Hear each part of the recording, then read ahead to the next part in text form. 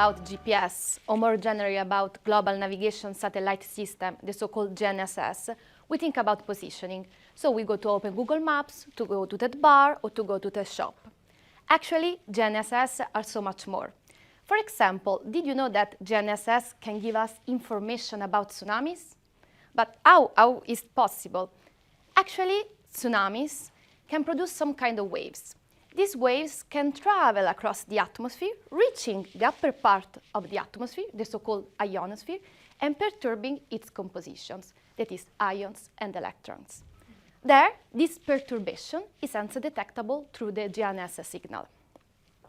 My project, called Altruist, aims at leveraging this principle and has as final goals the improvement of the accuracy and reliability of tsunami early warning systems.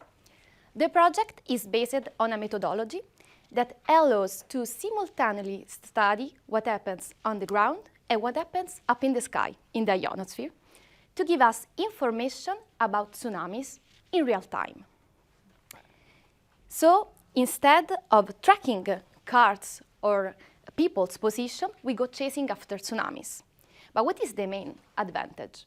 The main advantage is just that if we look at the sky, so we look at the ionosphere, we can have information over open oceans, that is where tsunamis are happening and where there are not so much big infrastructure. And then the second part of the project will have to prove the effectiveness of the methodology by implementing the methodology itself into an actual GNSS network, that is the network of the Volcanologic and Seismologic Observatory of Guadeloupe in the Caribbean. This because up to now, any kind of GNSS information is used in tsunami early warning system. And this would have been very useful in 2004 when the Sumatra Andaman earthquake shocked the southeast part of Asia. In that case, the tsunami hit the Sri Lankan coast about after 1 hour and 45 minutes, and no warning was issued.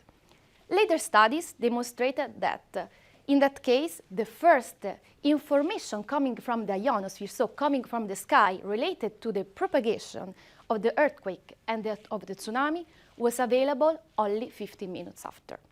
Of course, at the time, the technology was mature enough. But this is just to remind ourselves that we can really save lives only looking at the sky.